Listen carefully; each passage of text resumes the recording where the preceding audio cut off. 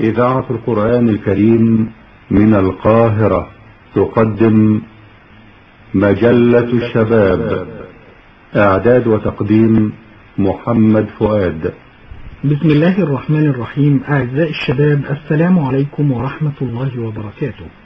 أهلا ومرحبا بكم معنا في عدد جديد من مجلتكم الأسبوعية مجلة الشباب. أعزائي الشباب، معنا أحد الشباب من أصحاب المواقع على شبكة المعلومات. نتعرف عليك. أحمد إبراهيم حليم، بشتغل مدير شركة طبية مصرية، صاحب فكرة موقع حقيقة العرب ومنظم العمل فيه. طب نريد أن نأخذ في بداية اللقاء فكرة عن الموقع. موقع حقيقة العرب هو مش موقع لتوصيل الحقيقة بس، هو موقع حقيقة العرب هو موقع لإظهار حقيقة العرب وإرجاع تاريخ العرب. هو بيبدأ من مصر وإن شاء الله هينتشر لكل الدول العربية. هدفه تطوير الشباب العربي وإرجاع الريادة الخاصة بالعرب في العالم من خلال تعريف العرب بتاريخهم وحضارتهم، تعريفهم بدينهم وإزاي يطبقوا في الحياة، فتح المجال ليهم لتقديم أفكار وتطوير المجتمع، ان هم كمان يتعلموا من خلال الموقع بتاعنا ازاي يتواصلوا مع الثقافات المختلفة ويبدأوا يبقوا جزء فعال في العالم. ده بالنسبة للجزء التطويري. بالنسبة للجزء العربي بتاعنا، الجزء الانجليزي بنتواصل فيه مع الغرب بطريقة عملية مش بمجرد معلومات. بنفتح الابواب للناس تتواصل معانا على المستوى الشخصي عن طريق عمل علاقات شخصية عشان يتعرفوا على العرب المتميزين، وفتح باب الأسئلة وأي حاجة بتدور في دماغ الغرب عن المسلمين والعرب، تقديم معلومات ليهم عن الحضارة العربية والإسلام والمجتمعات العربية والعواصم العربية. نريد أن نعرف كيف بدأ الموقع فكرة حتى تحقق على أرض الواقع.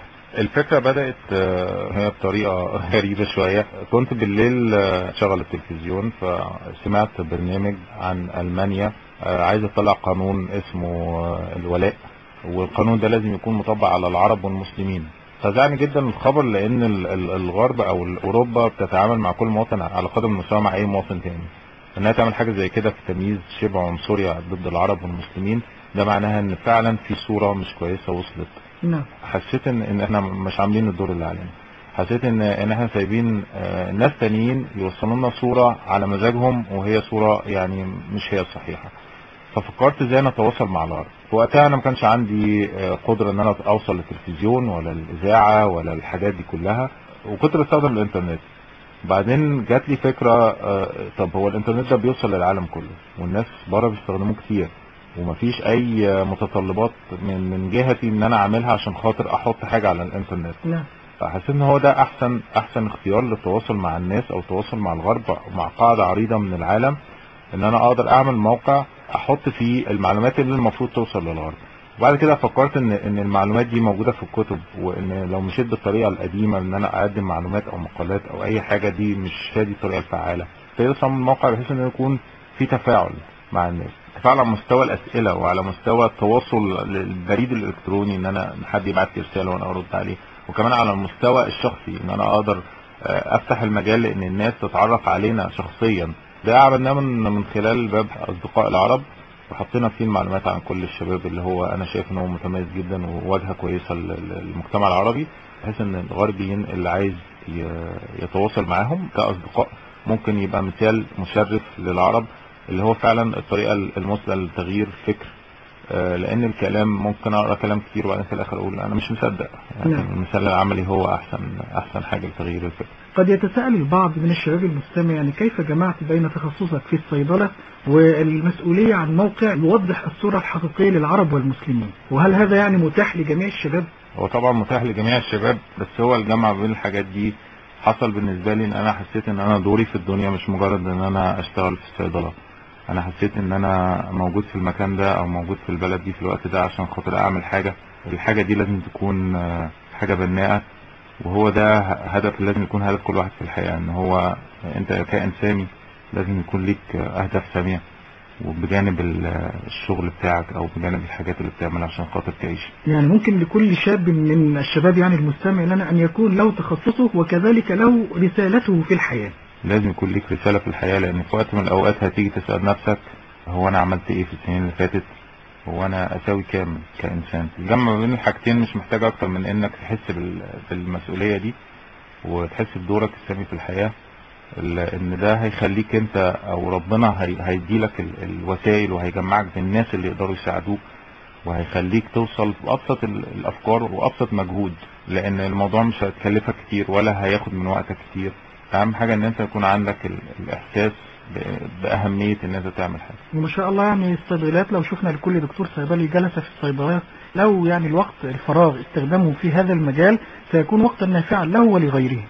ما يكونش اكتر، يعني اقصى وقت ممكن تديه لحاجة زي كده ممكن يكون 5 ساعات في الاسبوع.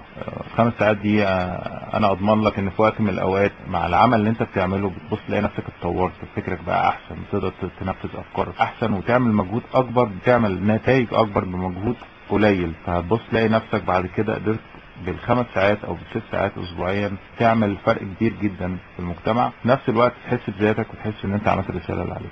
لو اردنا ان نتعرف على بعض الانجازات للموقع، فماذا تقول عن انجازات الموقع؟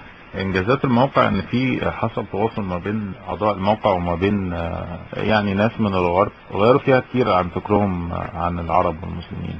فعلا في ناس اختاروا بنفسهم ان هم يغيروا ديانتهم الاسلام. في ناس بعت لنا تعليقات كتير عن استفادتهم من المعلومات، وان دي فعلا واجهة كويسة للعرب، وان احنا فعلا كنا او هم يعني كانوا فاكرين او كان بيوصلهم معلومات غلط. مجموعة من الشباب برضو بالنسبة للجزء العربي قرروا ان هم يعملوا مشاريع، قرروا ان هم يغيروا فكرهم وعملوا مشاريع بسيطة. كانت البداية بتاعتهم ان هم خشوا على الموقع وحسوا ان هو لازم يعملوا حاجة زي كده. انا دلوقتي بتابعهم على المستوى الشخصي وبشجعهم. عملنا برضو حملات بالنسبة للجزء العربي. عملنا الحملة، اكبر حملة كانت موجودة، اللي هي مش من حقك تخدش حقائي. نعم. ليس من حقك ان تخدش حقائي.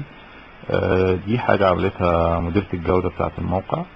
مهما اتطورنا لازم نتمسك برضو بأصلنا، نتمسك بثقافتنا وديننا، ونقول لأي جهة إعلامية بتحاول تخدش حياة الناس أو بتحاول تعرض حاجات المفروض إن هي لا تتوافق مع ديننا، إنه مش من حقك تخدش حياة. نعم. في نهاية اللقاء ماذا تقول للشباب؟ أقول للشباب ابدأ وهتعمل كتير، البلد محتاجاك ومحتاجين نبني. بعد ما عملنا الثورة محتاجين نبني ومحتاجين نطلع لقدام، وصدقني مجهودك القليل هيعمل كتير. أعزائي الشباب، وهكذا نصل إلى ختام هذا العدد من مجلتكم الأسبوعية مجلة الشباب. شارك في هذا العدد خليل فرج وعماد الدين عبد الخالق، ومن الهندسة الإذاعية الزميل محمد عبد الكريم. إلى أن نلتقي في العدد القادم إن شاء الله، نترككم في حفظ الله ورعايته، والسلام عليكم ورحمة الله وبركاته. مجلة الشباب، إعداد وتقديم محمد فؤاد.